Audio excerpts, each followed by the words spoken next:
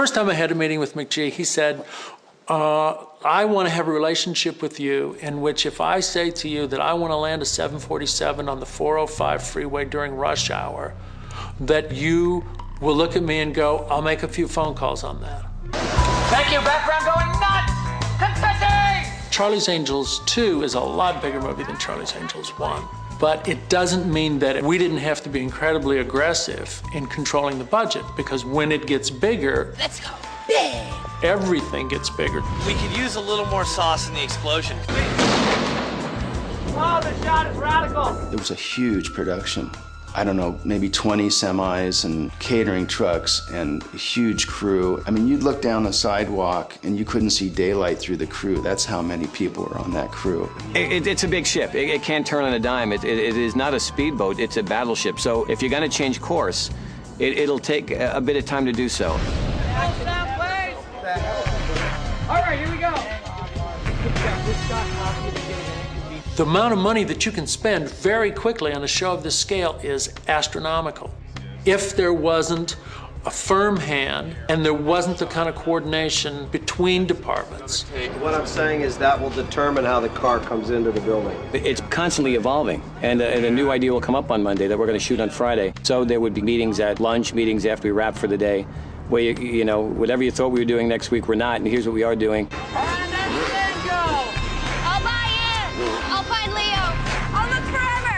Every film, especially an action film, it's a different beast each time. You kind of break it up in pre-production into smaller parts so that they don't seem as intimidating. Scheduling Charlie's Angels is like multidimensional tic-tac-toe. If you make a change in one direction, it will definitely affect something over here that you may not immediately realize is going to be a problem. But it will sure enough crop up right about when you think that you've got all your scheduling problems figured out.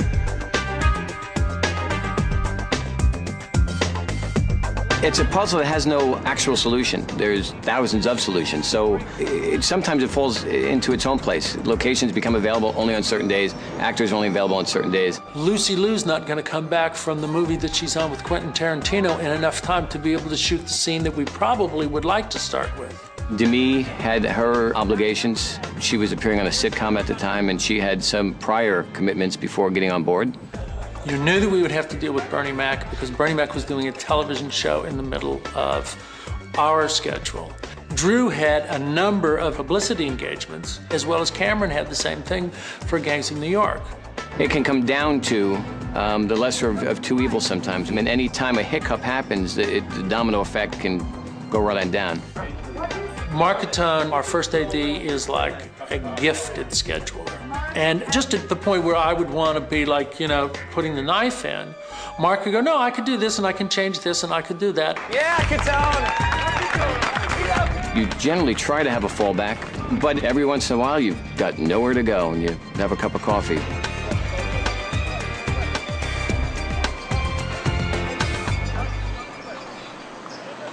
Once upon a time, there were three very different little girls. What we call the triptych sequences, which are the opening sequences, which are essentially the same as you had in the original television show. Everyone tended to just sort of be very casual about how difficult they were going to be. And I sensed pretty early on that they were going to take a lot of time. Each day was going to be a special effort. It's a constant fight to keep those in the movie. If you're breaking down the movie financially, you know, you've got to spread out the money, and it seems like you don't want to put an inordinate amount of money into something that's going to flash by. But each of those pieces is as important to the mix as any major action sequence.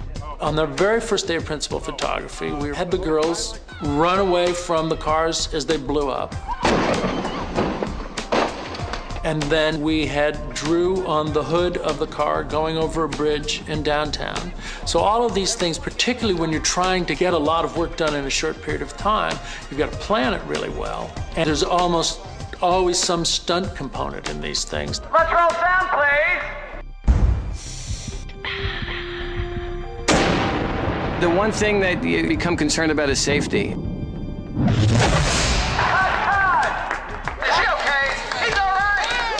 If you're on the set with me, it's pretty light until there's a chance of someone getting hurt, be it from a special effect or a stunt. If there's a chance someone's going to get hurt, you generally go into a more serious mode.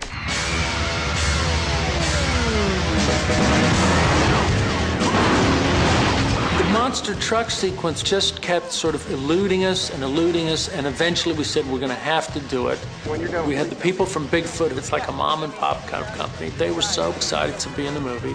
And when we got the monster truck out there, everybody looked at each other like this and went, wow, this is huge.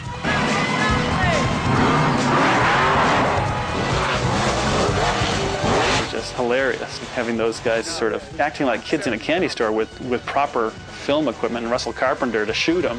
Did you see on the little sticker? It's so many times he's rolled it.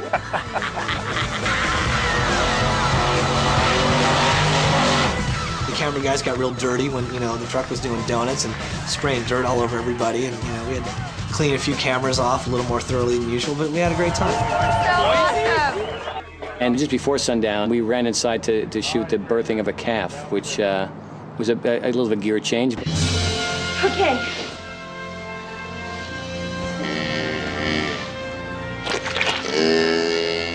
We used the prosthetic rear end of the calf from City Slickers because we were going, how do we do this? How do we do this? And one of the stunt coordinators says, well, you should call up the guys who did City Slickers.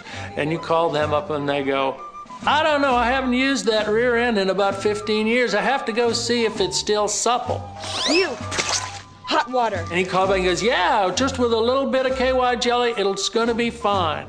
And they'll be right here. They pushed a live calf through the opening of a fake cow. Oh, it's okay, oh my God. This looks like something I saw in the banana bar. Oh. It comes out all gooey, and Cameron pulled it out, and yeah, we looked away. Not so much on the craft service table that afternoon. 3, 2, 1, action!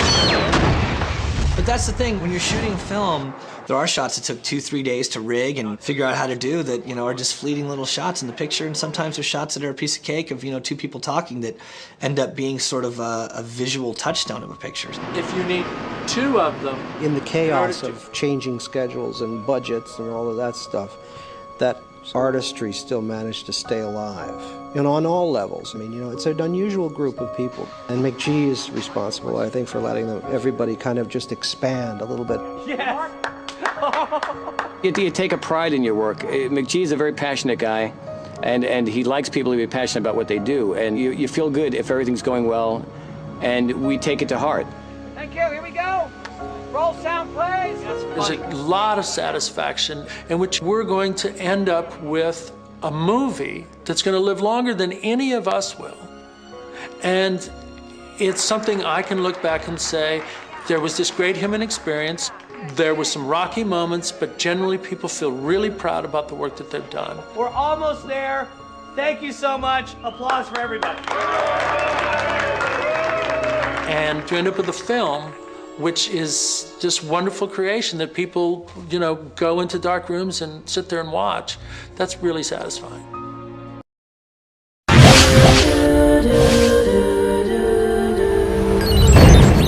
want the movie to be so stimulating in visual capacity that, you can literally turn the sound off and just be engaged by looking at it.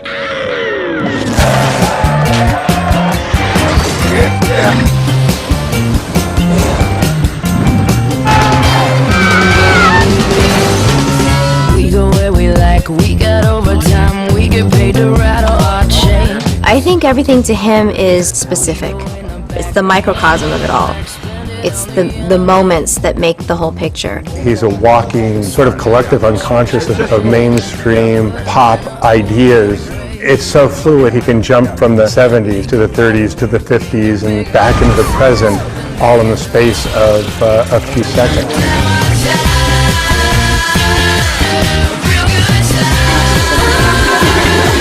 I'm just a huge fan of movies, you know what I mean? I have sort of an MTV upbringing, and I got involved in music videos when I was just getting started as a director. And people always tend to think of sort of flashy editing, this, that, the other, but the films that most influence me are everything from, the great Alfred Hitchcock to The Graduate to the David Lean films.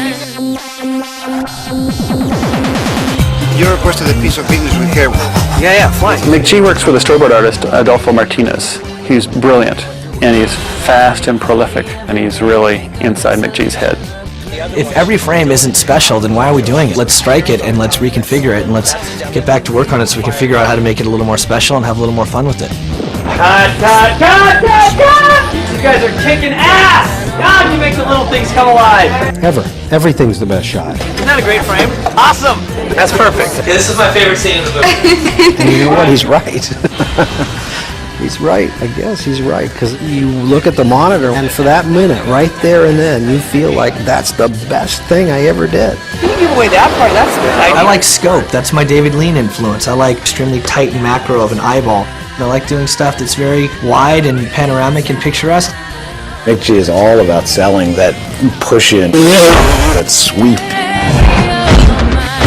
That moment where something is revealed. I mean, there's 6,000 reveals all over this movie. You know, everyone gets this great entrance.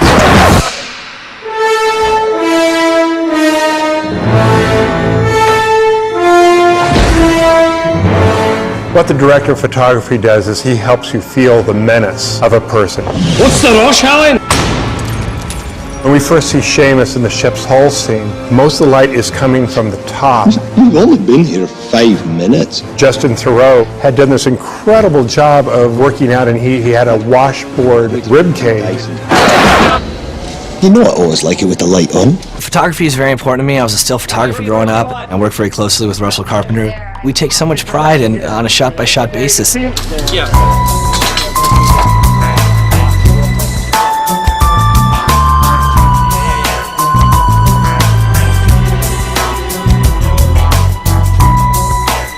What I love about each of the angels is that they've got a face that's as distinctive as their personalities. Love the 18K. They're beautiful women, and they're a joy to shoot, but when you get them all together, you have to decide. I know that Cameron looks good with this kind of lighting, and Drew looks good with this kind of lighting, and Lucy looks good in this kind of lighting.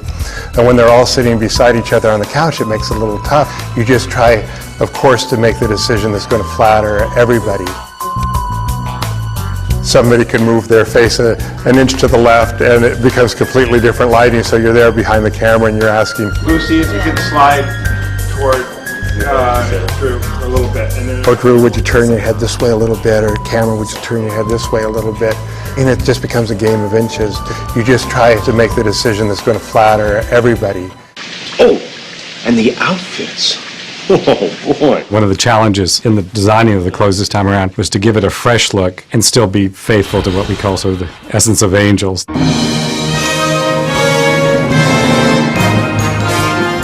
I switched the palette slightly. I used a lot of red, white, and black in this version, and then do pops of color in certain sequences, like the motocross sequence, which really would dictate that there was a lot of color involved.